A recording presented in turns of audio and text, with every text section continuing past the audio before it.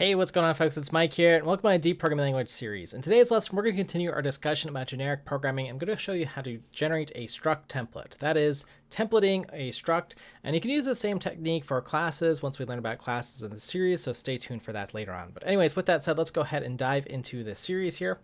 And I'm going to go ahead to documentation, the language reference here, because we're looking at templates, a language feature here.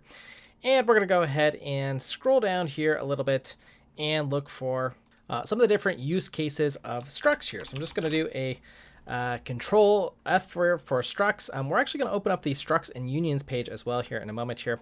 But I want to just kind of scroll through so you can see some of the different features and again, get a feel for structs and the different things that we can do as far as templating them.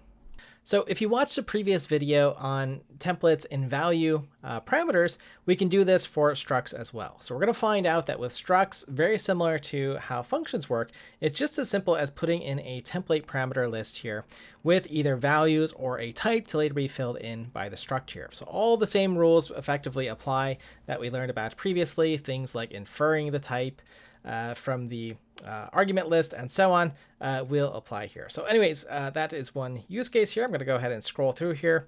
Here's an example of using this as a template parameter, which we'll get into later on here.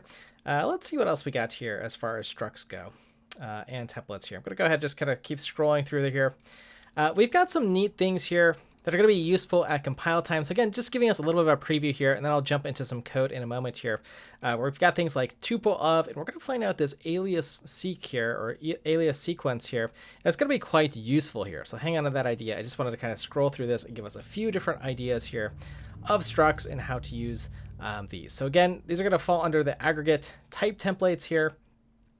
And similar to classes and structs, we do the same thing here, where we just type class or struct, and then the name of our identifier here, and then the actual type here. So this is going to be pretty much the same video for classes, but we'll get to classes and talk about some of the template function advantages there. So anyways, just kind of going through, giving us a preview here. And let's go ahead and just dive into structs here and go through template. Construction here. I think we have hit pretty much everything here. Those are the main places to look at here. Now we are also going to talk about this idea of template mixins, so stay tuned for that. But let's just go ahead and write our first templated struct here. I'll go ahead and send this over to, let's hold on to one of these examples here. Basically, this is our struct declaration here. Now we are also going to talk about something called constraints. So there's a lot of fun features here that we have in the deep programming language beyond what some other languages might have that you've used here, or maybe they are available and familiar as well. So I'm going to create a type here for vec here, a mathematical type here, say representing some thing with a magnitude and a direction. We could also just represent this, maybe a point's a little bit cleaner. I don't want to get too mathematical here. But typically how we represent something like a struct here is we would just sort of pick, X, Y, and Z, some point in 3D space here, okay? So that would be the basic idea here, point in 3D space. So let's just hang on to that idea. And I would create the point here, P, and then access each of the fields appropriately. Or again, I could use something like a struct literal here. And let's just go ahead and write out this particular function here. And we'll compile it here. Oops, I always make this little error here. Equals point. There we go. Okay, so we've constructed a point here with 1, 2, and 3. And again, if you haven't watched my videos on structs, watch those. But this is a struct literal, so we don't need to necessarily define a constructor. We could just access these values, these fields, in the order that they're laid out in. And this is quite nice here. We know that these are floating point values. We know something about them. But what if I want to represent a discrete point, like a pixel on a monitor here? Well, then my options are perhaps to create another structure here and call it point with ints and to change the type here. Okay, so again, the whole point of this, no pun intended, is to not have to do that here. Okay, so let's go ahead and template this.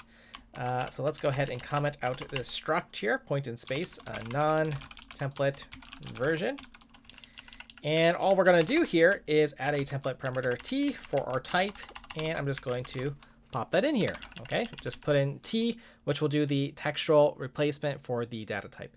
Now, of course, I can name these anything by convention. We usually use some uppercase letter, maybe a single letter, or a word that starts with a uppercase letter. That's typically what I've used from sort of a style point here for my structs.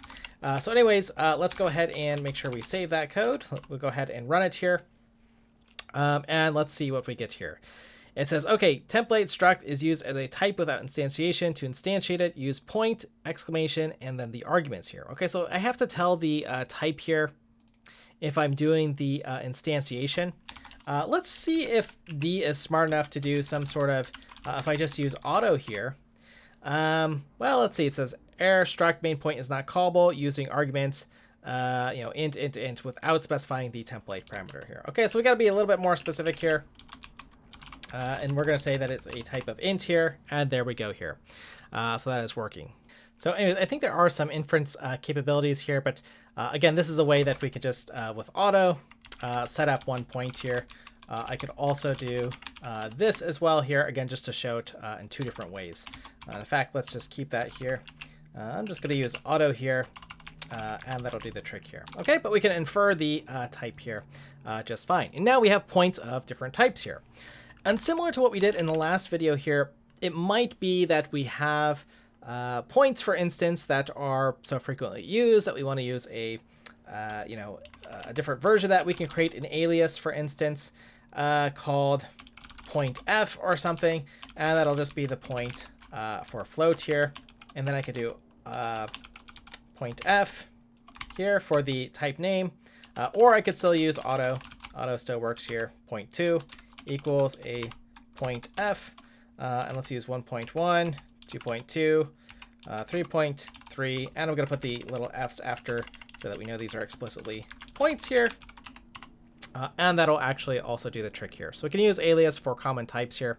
That is something that I think is nice documentation, as well as just, again, having these types ready and instantiated for us to use. And if I never use this alias, if I never happen to use it, then the code shouldn't be instantiated. I believe that is true in the compiler. So we can generate the assembly to check that out, but that's the basic idea. So that's really all there is to structs here. Now we can also, let's do one more little example here. Let's do, I'm going to create another type here. Let's call fixed size array. Okay, so you might have something like this, and I'm going to abbreviate it. So we'll have the type, and then we're going to have the size here. And what we'll do here is just take the type, pass in the size, and then the data here. And then let's go ahead and create, and let's expand this just so we can see everything on our screen. Let's create one of these fixed size arrays. And since I have more than one parameter, I'm going to use the exclamation, and then I'm going to use the left parentheses here. And then let's go ahead and pass in the type for our array, the size, maybe 10 or something. So it's going to create something with 10. And let's call this, fixed size array template example. Probably don't want to name something that long here. Here, we'll just do array. And then we can write out the array data at, I don't know, index 6 or something. Okay, so let's go ahead and run that. That works. D, everything is default initialized, which is really nice. So this array, everything is 0. And then if we try to go like out of bounds, like index 61 or something, yeah, we get our error. Index 61 is out of bounds, again, because we get bounds checking and a nice error message here.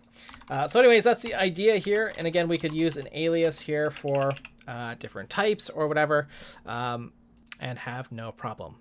All right, folks, so with that said, that's pretty much all there is to structs for now. We are going to talk about some other topics like, again, what happens when we mix in the constructors, template mixins, and so on. So feel free to comment about those. But again, overall, very nice, very clean syntax in D. And again, you could replace the word struct with class here, and you basically have that, though we might do that in a dedicated video later on in the series.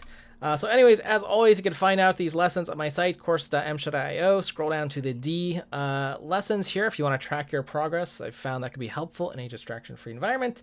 And with that said, hopefully you're enjoying this series. And yeah, let me know if you have some cool examples. Again, this is a really nice use case, and one of the powers I would say of, why do you want to be able to template structs? One, when we do template mixins, you're going to find this is just really cool and really powerful stuff in the deep programming language.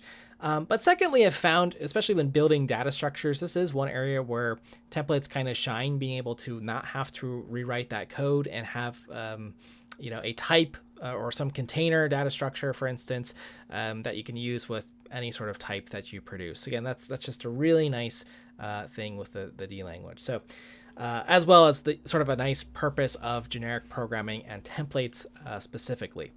Okay, anyways, folks, with that said, hope you're enjoying this series on generic programming that we're doing with the D language. Let me know your thoughts, and thank you as always for your time and attention.